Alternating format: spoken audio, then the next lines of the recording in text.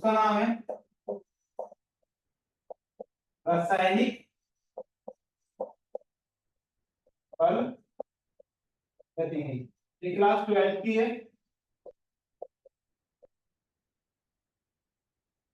अब इसमें सबसे पहले रासायनिक प्रगति क्या होता है।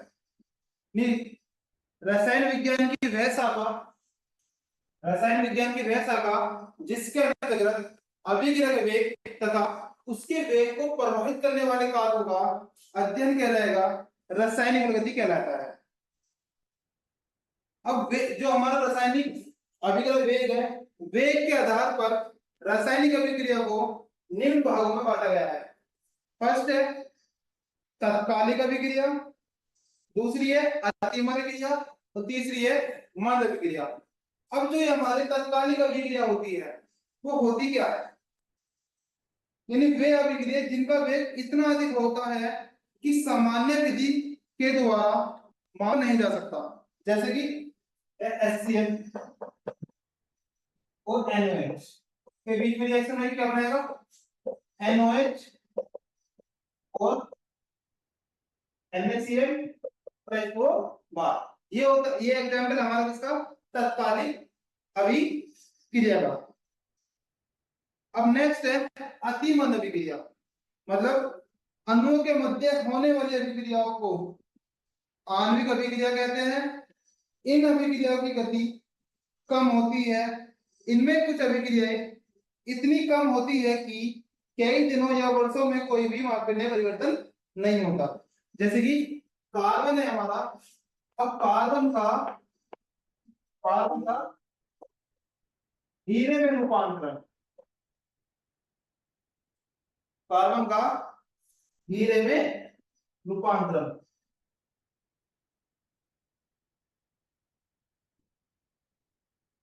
कार्बन का हीरे में रूपांतरण। नेक्स्ट आता है मंद अभिक्रिया, यानी जो कई सालों में हो, यानी थोड़े बहुत समय में नहीं, कई साल लग गए, तो उसे बोलते हैं मंद अभिक्रिया। जैसे एग्जांपल है इसके, जैसे कि एसिटिक एसिड है, इसकी क्रिया अल्कोहल से करा दी, क्या बनाएगा, एस्टर बनाएगा। मतलब यहां से वाटर था CH3COO C2H5 H2 बनाएगा, इसे बोलेंगे क्या, एस्टर, यानी एस्टर बनाता है। अब ये हमारा एक इंट्रोडक्शन था, यानी रासायनिक प्रगति होता क्या है, यानी उसकी, यानी वेग को, यानी अभी वेग के आधार पर कितनी रासायनिक अभिक्रिया कितने भागों में बांट सकते हैं, कौन कौन से तात्कालिक अभिक्रिया, अतिमंद अभिक्रिया और मंद अभिक्रिया। अब जो चैप्टर स्टार्ट होता है हमारा यहां से होता है, जिसका पहला टॉपिक है अभिक्रिया की दर। जो पहला टॉपिक है अभिक्रिया की दर। अब अभिक्रिया की दर क्या होती है,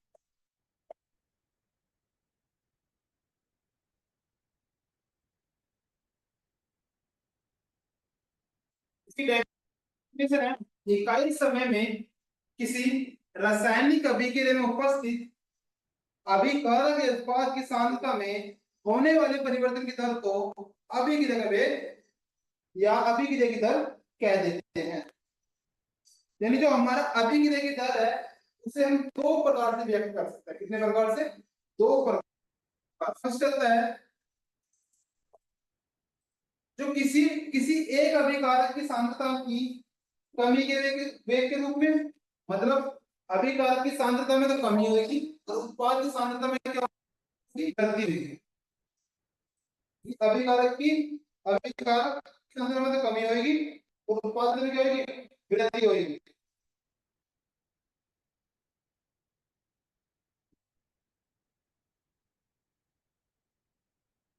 सपोज करो हमारे पास कोई रिएक्शन है,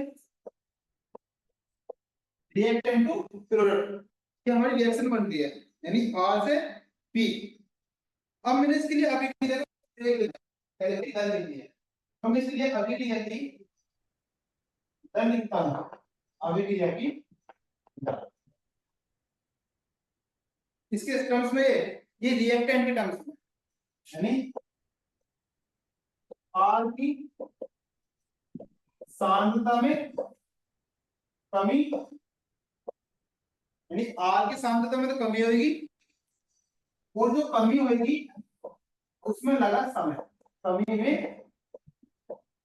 लगा समय। अब अभी की दर लिखते हैं हम,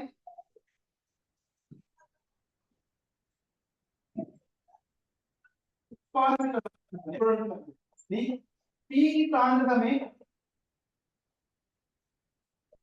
वृद्धि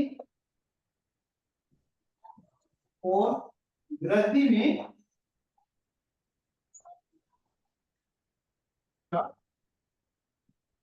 समय,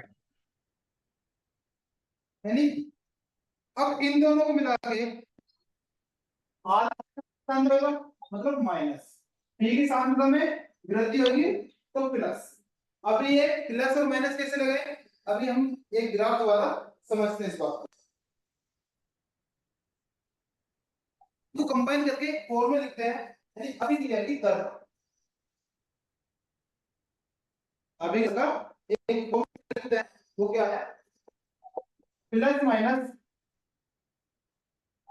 अभिकारक या उत्पाद की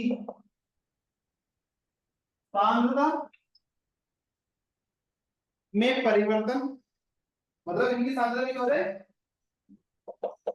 परिवर्तन बटे समय, ये लगा समय, यानी अभिकारक उत्पाद की सांद्रता में जो परिवर्तन होगा अपने में क्या रहेगा, समय।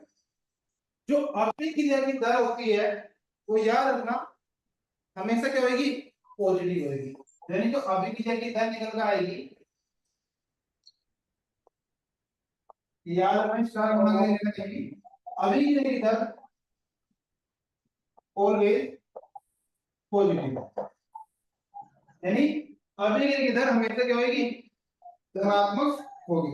अब इसका मात्रक क्या होता है, यानी यूनिट, इसकी यूनिट की बात करें अभिक्रिया की दर होगी, अगर हम इसकी मात्रक की बात करें यानी यूनिट की बात करें, पहले सबसे पहले ये देखते हैं सांद्रता, सांद्रता का मात्रक क्या होता है, सांद्रता बराबर होता है क्या, n बाय v, n क्या है, मोल, यानी मोल, v क्या है, आयतन, आयतन का मात्रक कितना होता है, लीटर, तो मोल पर लीटर, क्या हमारा इसका मतलब, मोल पर लीटर, नहीं तो सांद्रता का मात्रक होता है मोल लीटर इनवर्स, हमें ऐसे लिखते हैं, मोल लीटर इनवर्स लिख सकते हैं और मोल पर लीटर भी लिख सकते हैं। ये हमारा किसका मात्रक है, सांद्रता, और हमें किसका मात्रक करना है, अभिक्रिया की दर।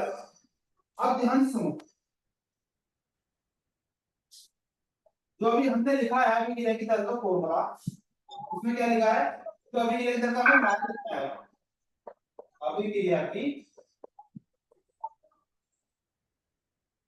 दर का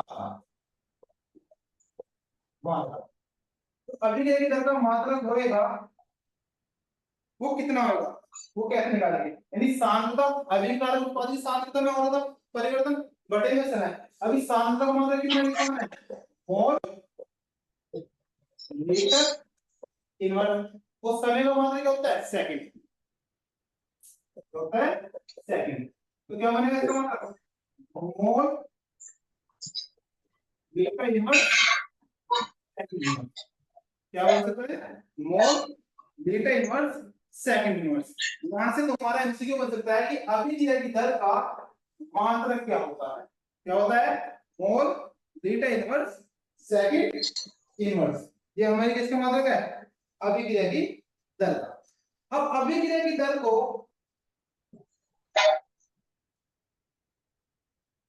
और ग्राफ के उससे समझाया, तो ग्राफ देखते हैं, अभी प्लस माइनस जो हमने लगाया ना, हम वो कैसे लगाए वो देख,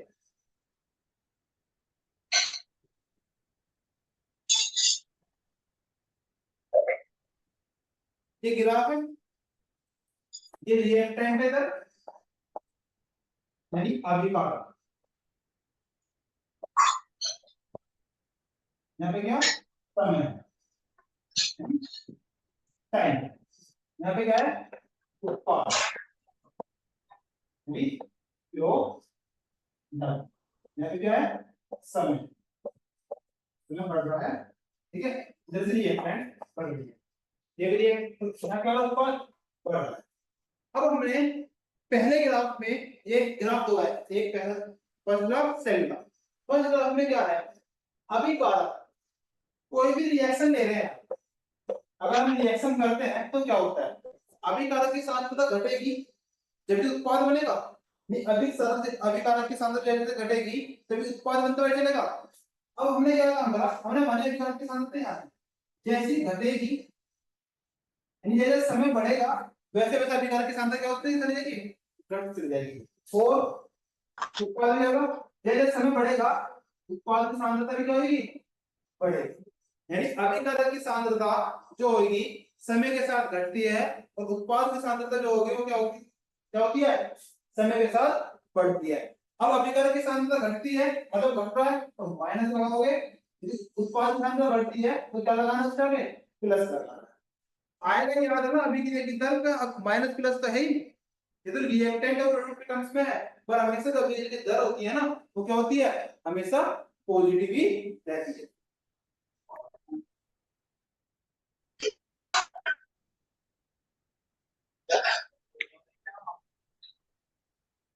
टॉपिक है छोटा सा, नेक्स्ट टॉपिक स्टार्ट करते हैं, ये टॉपिक समझ में आ गया होगा।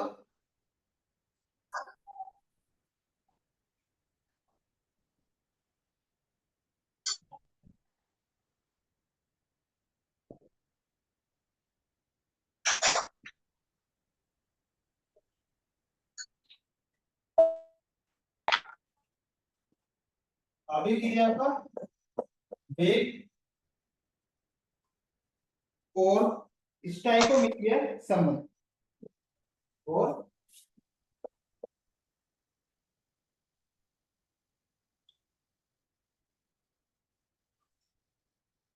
अभिक्रिया का वेग और स्टोइकोमेट्री संबंध। स्टोइकोमेट्री में क्या संबंध है अभिक्रिया के वेग का। अब इस रिएक्शन को समझाते हैं, एक रिएक्शन लिखते हैं, माना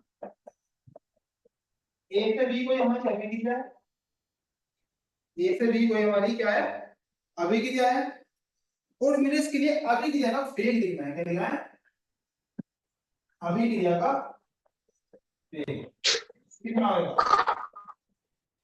यानी अगर रिएक्टेंट के टर्म्स में लिखोगे तो माइनस के DA by DT, total terms में लिखो क्या लिखोगे डीवी बाय डीटी, जो डी है ठीक है, जो अभी के वेग किसमें लिखोगे या तो डीए बाय डीटी या डीए बाय डीटी। अब इसी प्रकार मैं अभी के लिए डी के लिए लिखता हूं, समझना हम बराबर कर देते हैं, इसका एक मुझे क्या करती है रिएक्टेंट और प्रोडक्ट क्या करते हैं दूसरे को बराबर कर देते हैं। अभी क्रिया है एक टू भी बन रहा है, क्या बन रहा है एक टू भी बन रहा है। अब ए तो गायब हो रहा है पर बी क्या हो रहा है बन रहा है, तो क्या लिखो यहाँ पे ए के जो विलुप्त होने की दर, ए के विलुप्त होने की दर कितनी होगी minus A DA by DT, और बी के बनने की दर कितनी बनेगी, बी के बनने की दर प्लस में है डीबी बाय डीटी।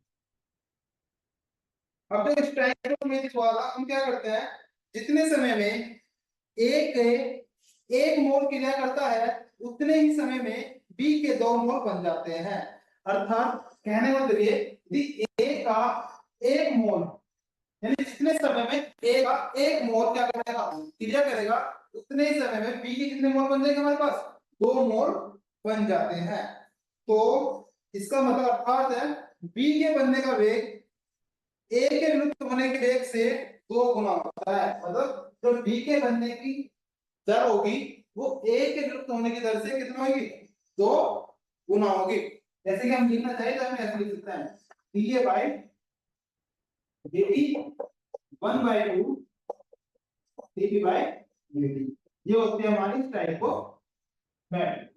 स्टैइकोमीट्रिक संबंध। यानी जो दोनों की रेट निकालो और एक दूसरे बराबर हो तो कैसे, यानी हमारा यहाँ पे जो ए है 1 मोल बन रहे थे पर बी के कितने बनने, एक मोल विलुप्त हो रहे थे पर बी के कितने मोल बन रहे थे, 2 मोल बन रहे थे। कितने बन रहे थे, 2।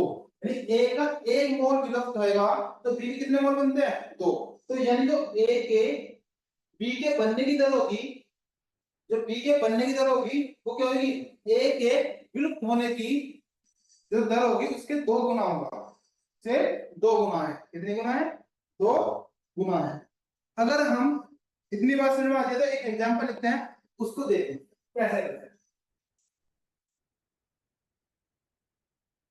एग्जांपल आपके सामने 2HI H2I2। इसके लिए अभी के लिए लिखना है,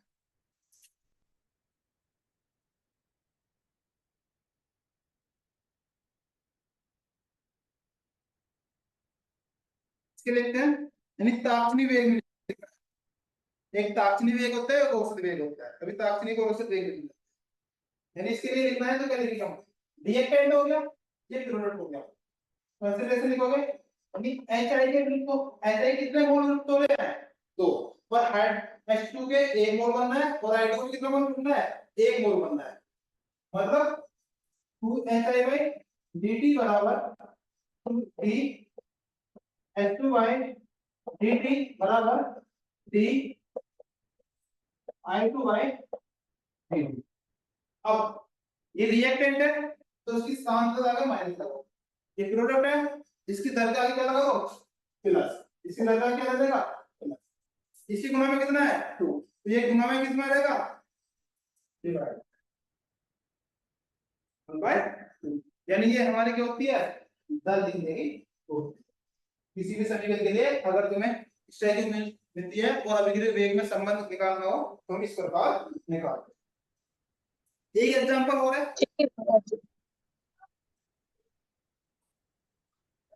चलो इसके चलते चलते एक एग्जांपल और देख लेते हैं।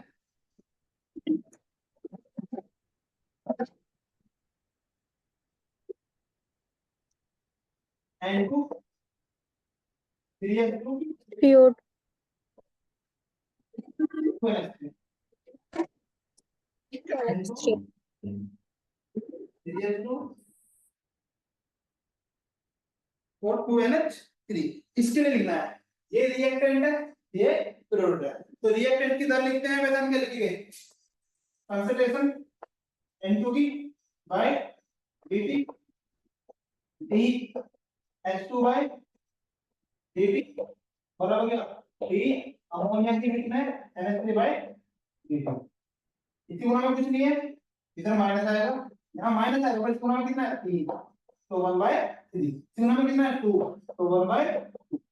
ये जो होती है हमारी ये अभिक्रिया की दर, लेकिन स्टैटिक संबंध हुआ।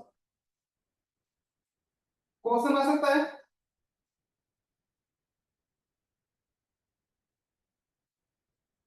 एक क्वेश्चन लिखता हूं, उस क्वेश्चन को सॉल्व करते हैं।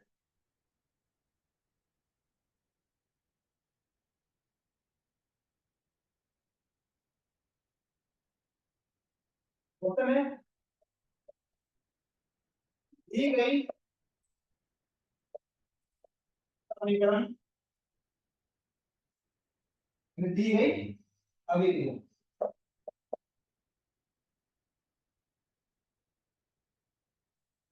ए प्लस बी और C plus D, 3A plus B और सी प्लस डी, ये हमारी अभिक्रिया है के लिए, के लिए अभिक्रिया की दर प्रदर्शित कर सकते हैं, के लिए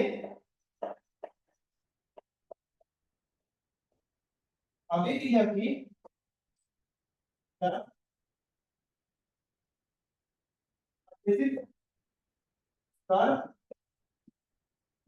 सकते। क्वेश्चन लिखता हूं, चलो ऑप्शन भी देते हैं, ऐसे लिखते हैं इसके साथ। ये क्वेश्चन कह दिया, इसके लिए अभिक्रिया की दर देखिए ऐसे अभिक्रिया की दर देखिए कैसे लिखते हैं।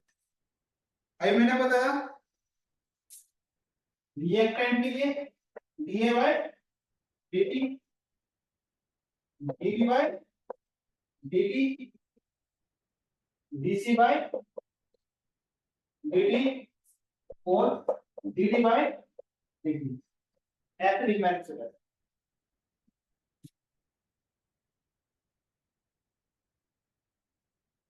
डीसी बाय डीटी ये है।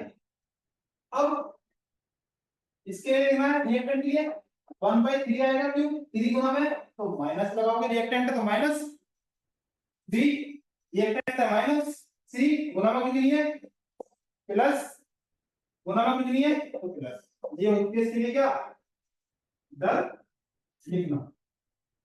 अभी ये की दर लिखिए हमने इस प्रकार,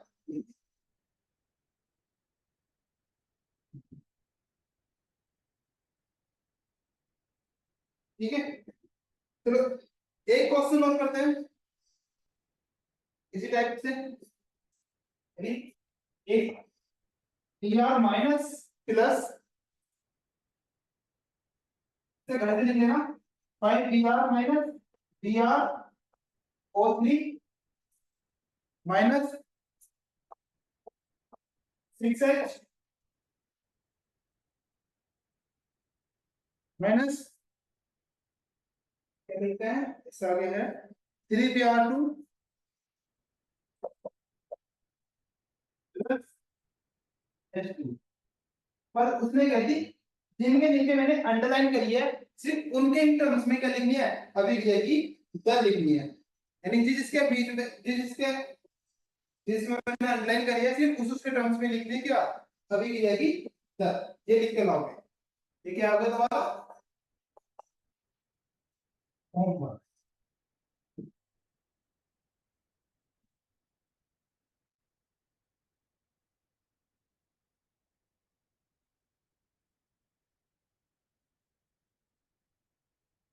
ये हमारी अभिक्रिया की दर है, यानी इसके लिए लिखने लगा है एक जिसके बीच में अंडरलाइन है।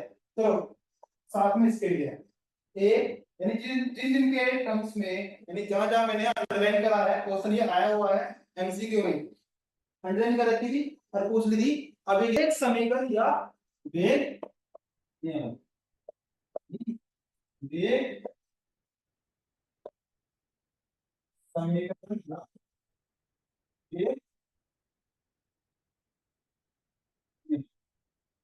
ये हमारी वेग समीकरण क्या होगी और वेग नियम।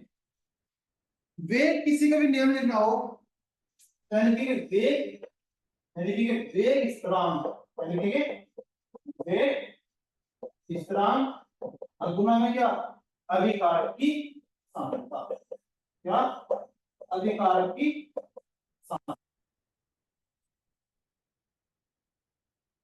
की पावर n। ये हमारा लिखने क्या होता है वेग नियम लिखना। नहीं जो अब इसकी डेफिनेशन लिख लेना।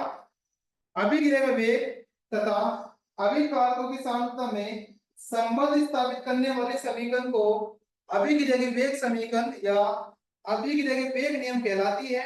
इसे वेग नियम समीकरण भी कहते हैं और इसे निम्न प्रकार से लिखा जा सकता है। अब जो जहां पे हमारा n क्या है, ये n है अभिक्रिया की कोटि, अभिक्रिया की जो ये अभिक्रिया की कोटि है जिसे हम नेक्स्ट वीडियो में करेंगे। अब एक बार नहीं लिखा हो दोबारा लिख लेना। अभिक्रिया का वेग समीकरण, अभिक्रिया का वेग तथा अभिकारकों की सांद्रता में संबंध स्थापित करने वाले समीकरण अभिक्रिया की वेग समीकरण या अभिक्रिया की वेग नियम कहलाती है। इसे वेग नियम समीकरण भी कहते हैं। ठीक है, तो एग्जांपल लिखना है फर्स्ट है, इसका एग्जांपल लिख देना 2NO2 plus H2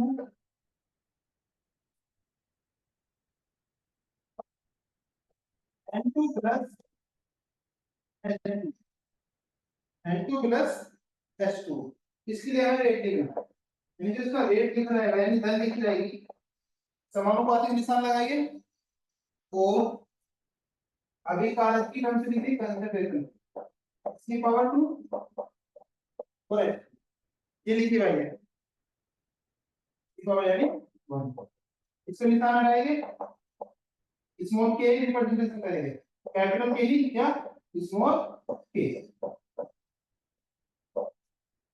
तो बोलते हैं अभिकारक। इस टॉपिक को यहीं कंप्लीट करते हैं। अब कल की वीडियो में हम क्या पढ़ेंगे, जो हमारा के है वेग स्थिरांक का मात्रक क्या होता है, यूनिट क्या होती है, और अभिक्रिया की कोटि क्या